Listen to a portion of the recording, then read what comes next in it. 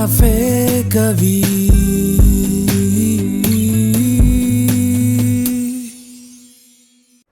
स्वागत है कैफे कवि में। दोस्तों, महाभारत युद्ध पर एक कविता प्रस्तुत कर रहा हूँ आज। यूँ तो भगवान श्री कृष्ण ने युद्ध में अर्जुन को गीता का ज्ञान दिया, परंतु इसके साथ में एक और बड़ी गूढ़ बात समझाई है और उसी पर ये कविता आधारित है। तो दृश्य कुछ ऐसा है कि महाभारत युद्ध के 8 दिन बीत चुके हैं। हर तरफ योद्धाओं की, महावीरों की चिताएं जल रही हैं। कुरुक्षेत्र रक्त रंजित पड़ा हुआ है। तो ऐसे दृश्य को मन में लीजिए, आप कल्पना करिए और मैं आरंभ करता हूँ कविता कि रुधिर गंध और नरमुंडों से ढकी हुई थी कुरुभूमि, यज्ञसेन के खुले केश सी लुटी हुई थी रणभूमि। रुधिर गंध और नरमुंडों से ढकी हुई थी कुरुभूमि, यज्ञसेन के खुले केश सी लुटी हुई थी रणभूमि। शंखनाद सुन 9वें दिन का थर्राई 10 दिशाएं थीं, धर्म अधर्म की ध्वजा तले जल गई लाख चिताएं थीं। फिर आज युद्ध में कुरुसेना की आन पितामह थामे थे, श्री कृष्ण को व्यथित करें प्रण भीष्म आज ये ठाने थे। रात पितामह को दुर्योधन ने किया बड़ा अपमानित था, उनकी निष्ठा कौरव हैं ये करना उन्हें प्रमाणित था। दुर्योधन को संशय है कि पितामह युद्ध तो मेरी तरफ से कर रहे हैं, परंतु स्नेह और मोह अभी भी कहीं पांडवों के प्रति तो नहीं है। वरना युद्ध में इतने दिन बीत गए, हजारों हजार योद्धाओं को मृत्युशैया पर लिटा दिया पितामह ने, परंतु पांडवों का एक कतरा भी खून नहीं बहा पाए। तो रात पितामह को दुर्योधन ने किया बड़ा अपमानित था, उनकी निष्ठा कौरव हैं ये करना उन्हें प्रमाणित था। जैसे भुजंग निज संतानों से अपनी भूख मिटाता है, कुछ प्रण ऐसे होते हैं जिनसे विनाश ही आता है। प्रलय काल के हवन कुंड में वीरों की आहुति जैसे व्याकुल हो रहे थे धर्मराज, गंगा सुत को रोकें कैसे। भीष्म पितामह को अर्जुन का शोणित आज बहाना था, जो संशय दुर्योधन को था वह संशय आज मिटाना था। और इसी आवेश में वो युद्ध करने निकल पड़ते हैं। यूं भरत श्रेष्ठ को कुंती पुत्र प्यारा था अपने प्राणों से, यूं भरत श्रेष्ठ को कुंती पुत्र प्यारा था अपने प्राणों से, पर शपथ पाश में बंधे भीष्म थे घात लगाते बाणों से।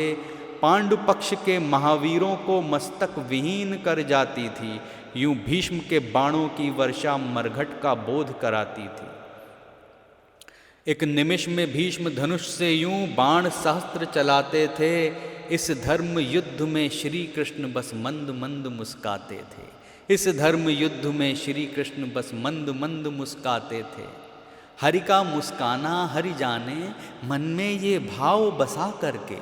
हरि का मुस्काना हरि जाने, मन में ये भाव बसा करके। अर्जुन प्रहार करते अविरल गीता का ध्यान लगा करके।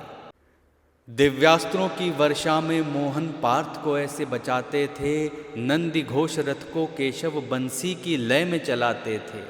कोई कुरु रथी ना महारथी रथ का पीछा कर पाता था, कोई कुरु रथी ना महारथी रथ का पीछा कर पाता था।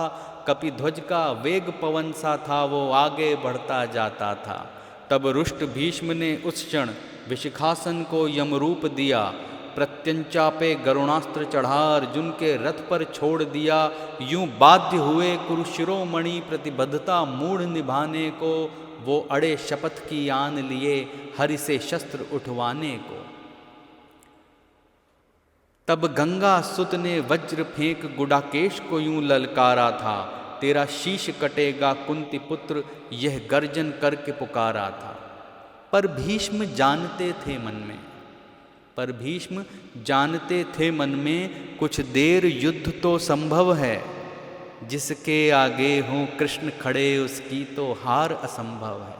पर भीष्म जानते थे मन में कुछ देर युद्ध तो संभव है, जिसके आगे हो कृष्ण खड़े उसकी तो हार असंभव है। श्री कृष्ण ने रथ को मोड़ लिया, अर्जुन ने प्रत्यंचा खींची। ये दृश्य मैं चाहूँगा आप अपने मन में कल्पना करें। पर भीष्म जानते थे मन में कुछ देर युद्ध तो संभव है, जिसके आगे हो कृष्ण खड़े उसकी तो हार असंभव है। श्री कृष्ण ने रथ को मोड़ लिया, अर्जुन ने प्रत्यंचा खींची। इंद्रास्त्र बाण का मंत्र पढ़ा, फिर एक आंख अपनी मींची। गांडीव से छोड़ा इंद्रास्त्र और कवच भीष्म का ध्वस्त किया। हुए कुपित प्रहार से गंगा सुत नागास्त्र छोड़ विस्फोट किया। अब जो अस्त्र फेंका है, शस्त्र फेंका है उन्होंने, तो अवशीर्ण हुआ रथ पार्थ गिरे, यह देख भीम भी व्यथित हुए। ऐसा पहली बार हुआ है अभी तक युद्ध में कि अर्जुन के रथ पर कोई बात आ गई हो। अवशीर्ण हुआ रथ पार्थ गिरे, यह देख भीम भी व्यथित हुए। टुकड़े टुकड़े था नंदी घोष, यह दृश्य देख सब चकित हुए। अर्जुन का कुंडल टूट गया, अर्जुन का शोणित बह निकला। अर्जुन का कुंडल टूट गया, अर्जुन का शोणित बह निकला। तब प्रथम बार हुए रौद्र कृष्ण हर महारथी का मन दहला। रण पूर्व प्रतिज्ञा ली थी हरि ने, वो रण में निहत्थे जाएंगे। रण पूर्व प्रतिज्ञा ली थी हरि ने, वो रण में निहत्थे जाएंगे। हो कोई पराजित या विजयी, ना शस्त्र वो कोई उठाएंगे। प्रहलाद द्रौपदी या अर्जुन, प्रभु को जिसने भी पुकारा है। चाहे वो प्रहलाद हों या फिर द्रौपदी, जब उनके ऊपर विपदा आई तो पुकारा भगवान को ही उन्होंने। रण पूर्व प्रतिज्ञा ली थी हरि ने, वो रण में निहत्थे जाएंगे। हो कोई पराजित या विजयी, ना शस्त्र वो कोई उठाएंगे। प्रहलाद द्रौपदी या अर्जुन, प्रभु को जिसने भी पुकारा है।